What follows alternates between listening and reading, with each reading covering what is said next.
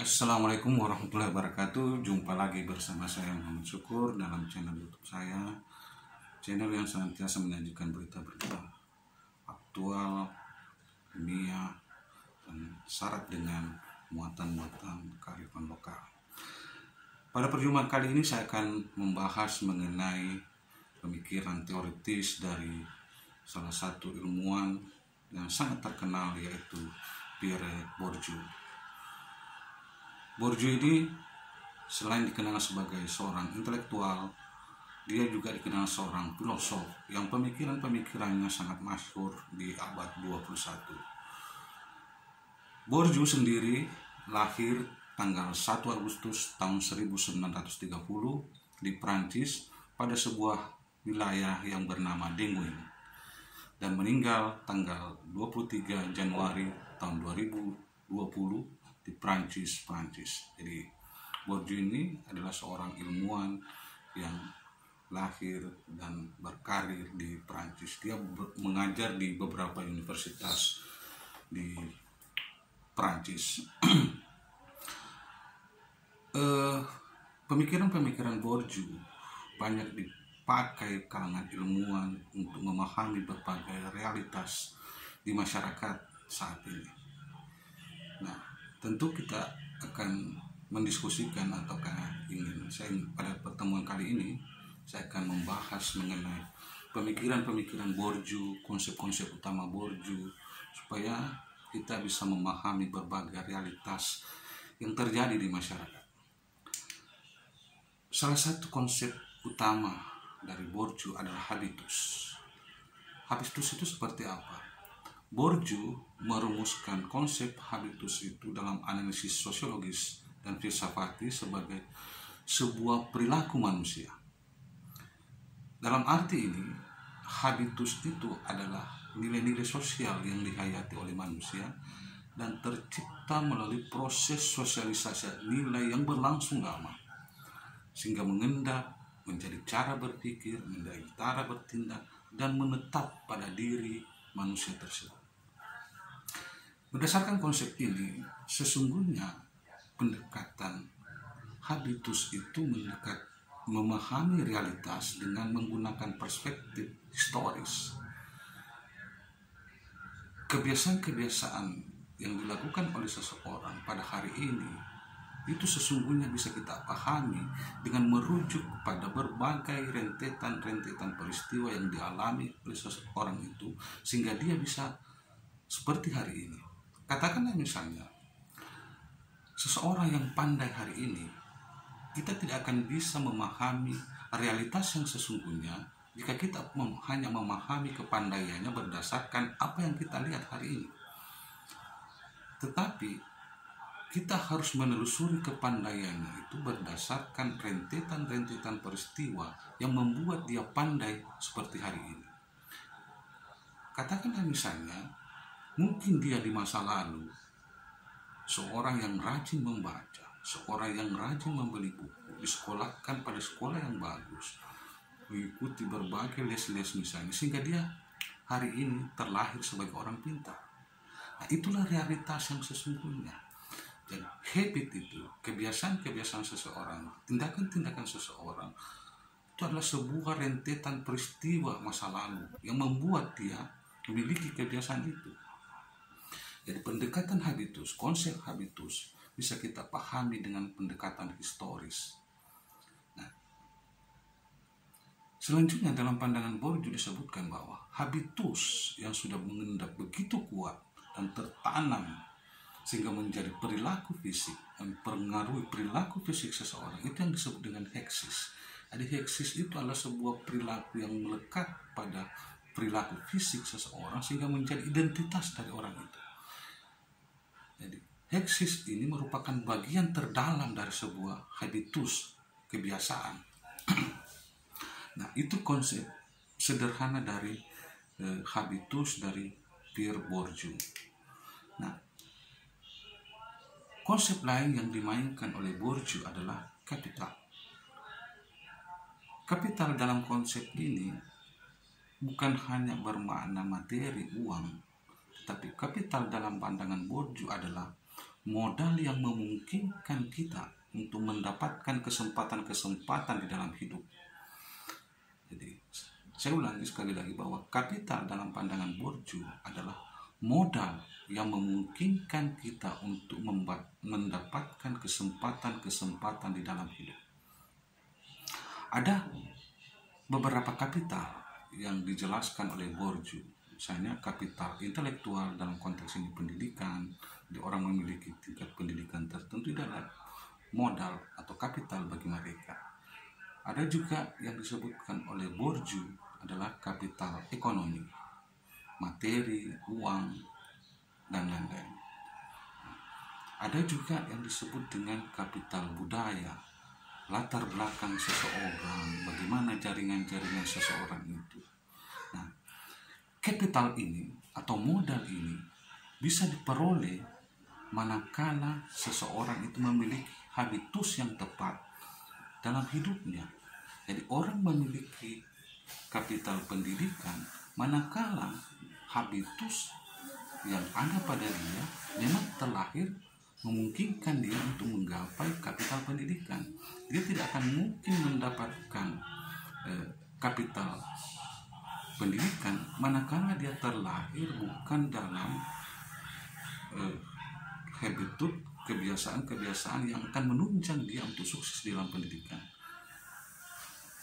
Jadi kalau misalnya seseorang itu memiliki habit untuk berdagang, dia akan sulit untuk mendapatkan kapital pendidikan. Dia akan mengalami kesulitan untuk sukses di bidang pendidikan. Atau sebaliknya, manakala seseorang itu memiliki kebiasaan pembelajar yang baik, tidak suka berdagang, maka dia akan sulit misalnya untuk sukses, untuk meraih kapital ekonomi. Nah, jadi kapital ini bisa diperoleh manakala seseorang itu memiliki habitus yang tepat di dalam hidupnya. Itu dalam pandangan Bourdieu. Nah, selanjutnya ada konsep arena yang disebutkan oleh Bourdieu. Nah, arena itu adalah ruang khusus yang ada di dalam masyarakat. Ada banyak arena di dalam kehidupan ini. Arena pendidikan, arena bisnis, arena seniman, arena politik, arena keagamaan, dan lain-lain. Nah, saya ingin mengatakan bahwa, dan ini juga dijelaskan oleh Bourdieu, jika seseorang ingin berhasil di dalam suatu arena, maka ia perlu mempunyai habitus dan kapital yang tepat yang akan dimainkan di dalam arena itu. Jadi, seseorang yang akan sukses di dalam suatu arena manakala dia memiliki habitus dan kapital yang tepat yang dimainkan di dalam arena itu.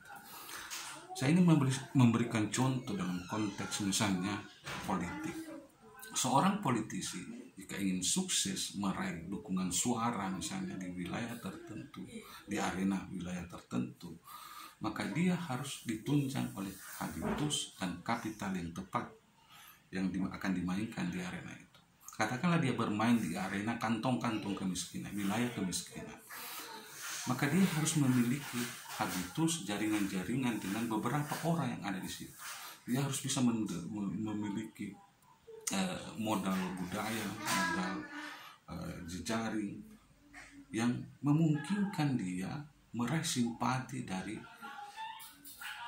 orang-orang miskin pada wilayah kantong-kantong kemiskinan tersebut. Dia tidak cukup bisa memainkan misalnya kapital intelektual, kapital pendidikan. Kalau misalnya dia menjual program-program itu saya kira tidak terlalu laku. Tetapi manakala dia menjual kapital ekonomi di wilayah kantong-kantong kemiskinan, maka itu akan laku terbeli oleh pemilih di wilayah itu.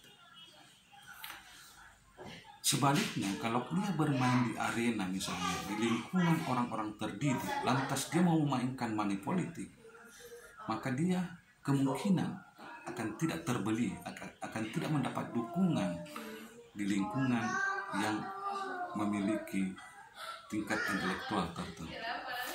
Jadi kesuksesan dalam suatu arena itu sangat ditentukan memang oleh bagaimana habitus, kebiasaan-kebiasaan yang kita miliki, dan modal yang kita mainkan di arena itu. Jangan kita memainkan misalnya arena ekonomi di lembaga pendidikan. Kita tidak akan sukses di lembaga pendidikan manakala kita memainkan kapital ekonomi, kapital budaya, itu tidak cocok. Tapi coba kita mainkan kapital intelektual untuk kita bisa sukses di lembaga ekonomi. Suksesan dalam sebuah arena sekali lagi sangat ditentukan oleh habit atau habitus dan kapital yang tepat yang kita akan mainkan di arena itu. Nah, Bourdieu juga banyak membincang persoalan pendidikan.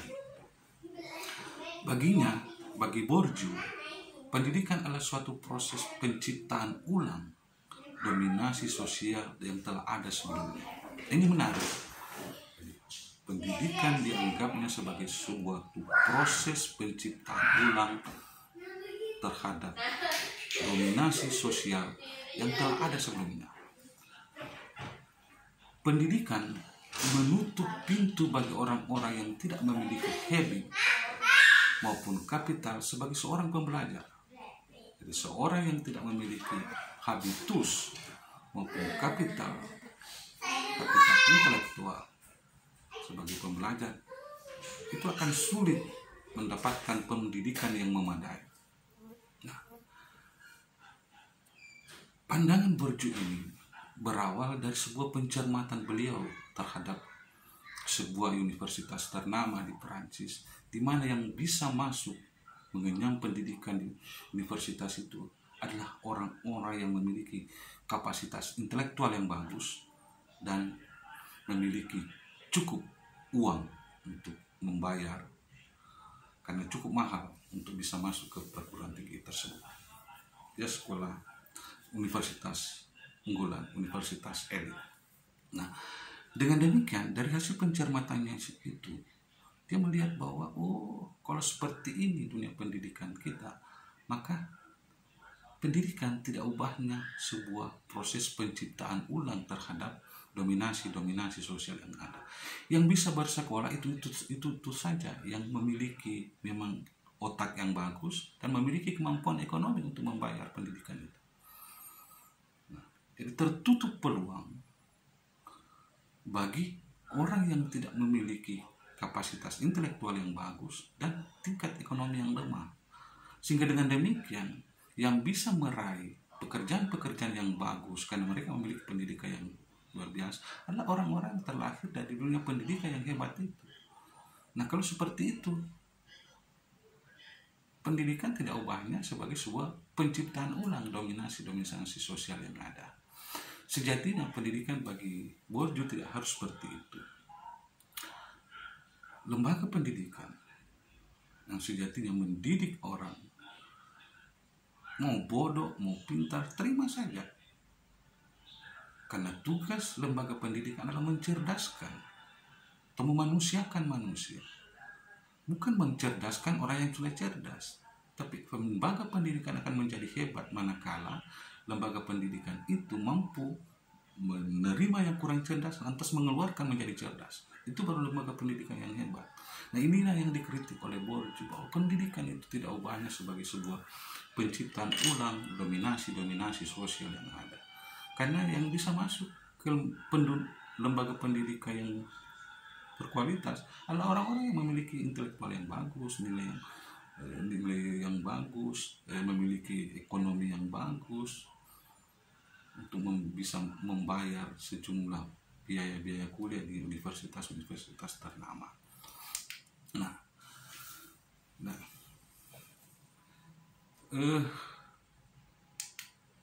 selanjutnya Bourdieu juga membahas mengenai konsep pembedaan atau distinction. Nah, Bourdieu merumuskan konsep pembedaan atau distinction ini dengan melihat perilaku kelompok-kelompok masyarakat kelas menengah ke atas.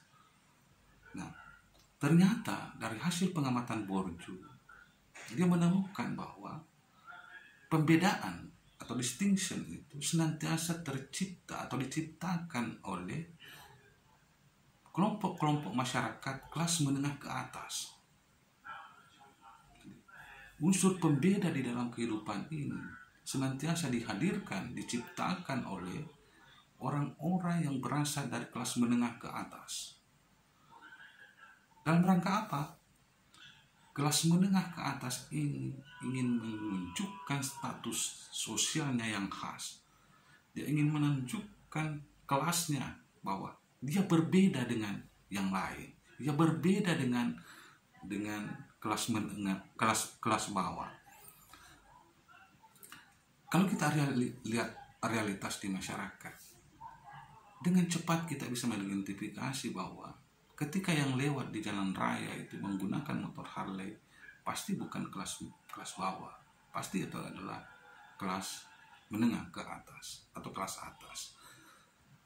Harley sebagai sebuah upaya menciptakan distinction di tengah-tengah masyarakat. Jadi, kelas menengah membeli motor Harley untuk menunjukkan identitasnya, bahwa saya beda dengan Anda. Beda dengan Anda yang masyarakat kelas bawah. Yang bisa beli ini adalah saya yang memiliki uang, karena saya berasal dari kelompok yang masyarakat atas. Pembedaan di masyarakat itu senantiasa dihadirkan dalam pandangan Bourdieu adalah orang-orang kelas menengah ke atas, untuk menunjukkan identitas statusnya, untuk menunjukkan kelasnya, bahwa dia memang berbeda dengan yang di bawah. Nah, itu sekelumit pandangan-pandangan Bourdieu. Dia juga sebenarnya membahas mengenai status bahasa. Bagi Bourdieu, bahasa itu bukanlah sesuatu yang bebas untuk kita ucapkan.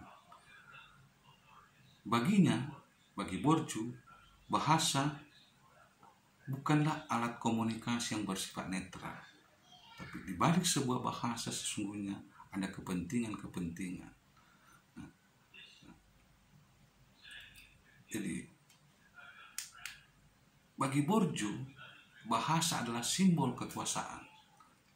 Dalam bahasa tersembunyi dominasi simbolik serta struktur kekuasaan yang ada di dalam masyarakat.